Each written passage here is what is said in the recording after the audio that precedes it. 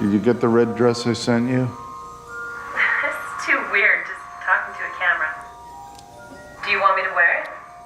Well, that's the idea, sweetheart. It's Captain Stottlemyre. Hello, Mr. Biderbeck. Captain, I really wish you would have called. I'm a little busy at the moment. I'm here to arrest you for the murder of Judge Kate Lavinio. That's a warrant. Duly sworn. Sweetheart, I'm gonna have to call you back. Doctor, will you call Howard Klein and tell him we're suing the city for malicious prosecution again? I have hired a local construction company to take out this door. We're gonna get a crane in here and lower your fat ass down to the street. A crane? Oh, that's rich. But would you mind explaining to me how I'm supposed to have killed the bitch? I can't leave this room, remember? Mr. Monk! Well, my. It's the defective detective once more. Lay it on me, Einstein. These 2 chairs are from the judge's house.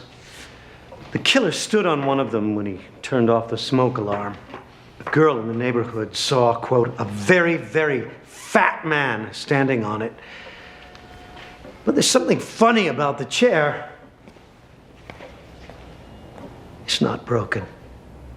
This is Sergeant Cargill from the 14th Precinct. Sergeant, how much do you weigh? 265. Would you mind?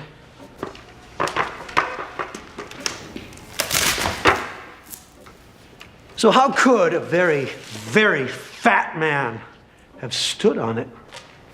There's only one explanation. He was a fat man, not a heavy man. Lieutenant! I visited your clinic today and borrowed one of your empathy suits. Fat, but not heavy. I believe we have another warrant to serve. You're joking. You were in it together. You killed her. The fat man planned it, but you did it.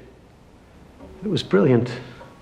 You killed her, and then you left clues behind to make it look like Biderbeck did it. Why? Because he's the only person on earth who couldn't possibly have done it. You wore enormous boots to leave big footprints. Breaking in was no problem. The housekeeper told you about the hide-a-key. I admit I was confused until I figured out the sequence of events. First, you killed the judge. Then, you ransacked the house. Of course, you needed a witness. You put on one of your fat suits, set off the alarm, and then waited until you were sure somebody was watching.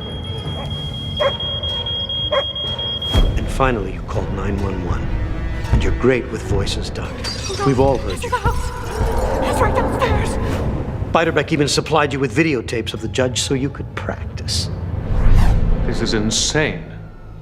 Why would I risk everything? Well, you really didn't have a choice, did you, Glenn? I knew Christiane wasn't your real name as soon as you said you were 37 years old. You told Sharona that you were named after Christian Barnard, but he wasn't famous until 1967, after you were born. I put the FBI on it.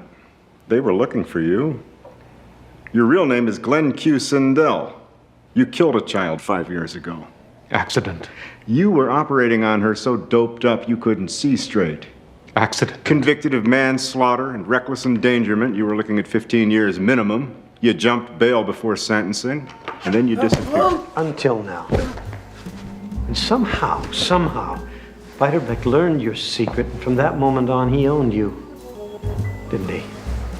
Listen, I just have to say, fantastic work, really. Both of you, kudos. And for the record, I am shocked that my personal physician is both a fugitive and a cold-blooded killer. Shocked. But you can't really tie me to the crime, can you? Well, now that really depends on Mr. Sindel. What do you say, Glenn? Would you like to talk to us?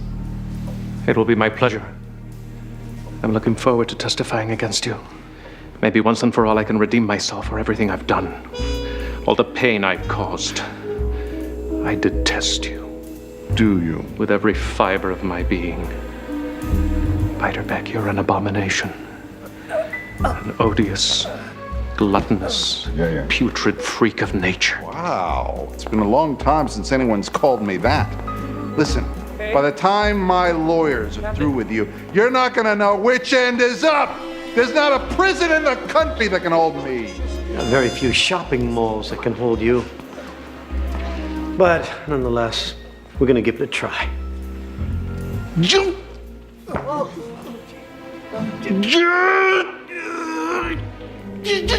What's he doing? I think he's trying to kill me. Wasn't really much of a fight, was it?